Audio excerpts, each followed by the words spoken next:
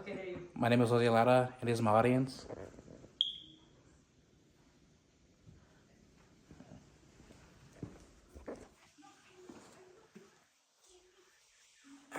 So my name is Jose Lara, and today I'll be demonstrating how to change a tire. If you're wondering what makes me qualify to change a tire, I've been working on cars for most of my life, and for the last 6 years, I've been working at a dealership as a mechanic, and I've recently gotten my master's certification in kart maintenance.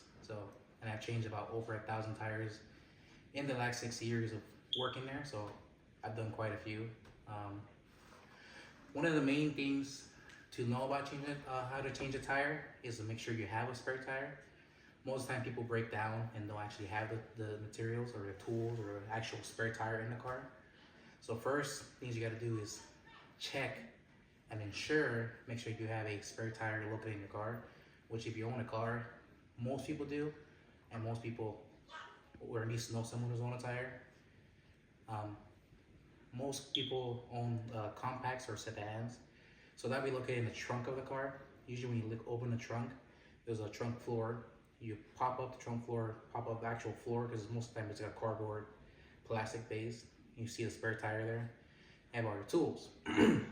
Your spare tire, your tools, you have what's called a screw jack, which is an actual mechanism that's supposed to lift up the car. Then you got your lug wrench, and also other bars for leverage and other tools that the car may need.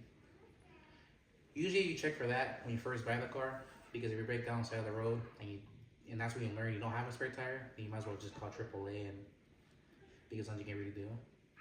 So if you do break down, you always gotta make sure to pull over in a side of the road that's in a safe area, and hopefully it's level ground and away from traffic.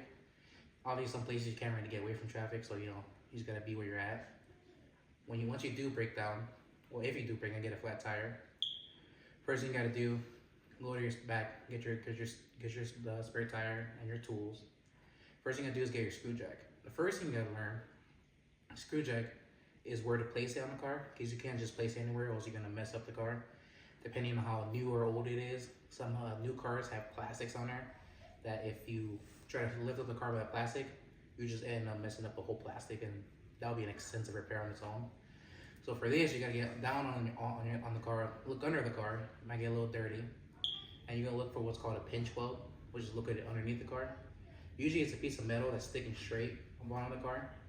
There's only about 4 corners you look, which is behind each of the tires.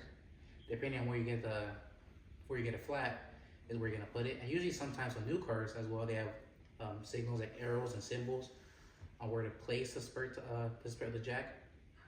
And usually the jacks have a little indentation in the middle. The indentation is where the pinch weld is supposed to go. Once you put the car underneath, make sure you have before that, make sure you have the car in park and have the e-brake on, whether it's the handle type, the foot type, or the electric type where you just press a button. Once you do that, they give you a hook and the lug wrench that has like a little lever to screw up the car. And once you do that, you start lifting up the car, starts touching. You lift up the car just enough until the tire comes off. You don't lift it up too much or too high, because then that'll make the car unbalanced. You want to lift it up just enough to get the tire off. Usually after you do that, you give the car a little push to make sure it's sturdy. Then the next thing you gotta do is how to remove and put on the tire. Now, if it's the flat tire is located in the rear of the car, when you have the e-brake on, you can loosen up the lug nuts. The lug nuts are you're gonna have, depending on the car, either 4 or 5. If you have something bigger like a truck, it would be about 6 or 8.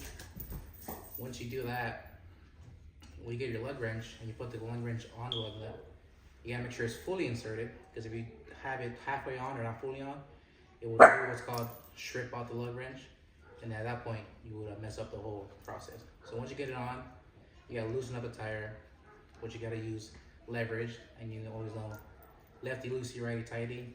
Loosen up the lug wrench, all 4 or 5. Get the old tire off, put the new tire on. Once you do that, you gotta be careful to manually and screw in the lug nuts by hand, because if you try to force them on, then you will mess up the threads of the bolts, and then that'll be another issue. So once you do that, once you go down the hand tightening all 4 or 5, you gotta make sure when you go to tighten with the lug wrench, you do what's called star pattern. So you jump from one to another. Don't directly go in a circle. Jump from one to another and crisscross, and tighten it down in a cross pattern so like the wheel can evenly face against the wheel. After that, you can go to the tire and you can lower the car, then put your tools, and then that'll be it. So yeah, that's how you change a spare tire if you're stuck inside the road, or just if you ever need to change a tire for some reason or another. My name is Jose Lara, and this is my audience.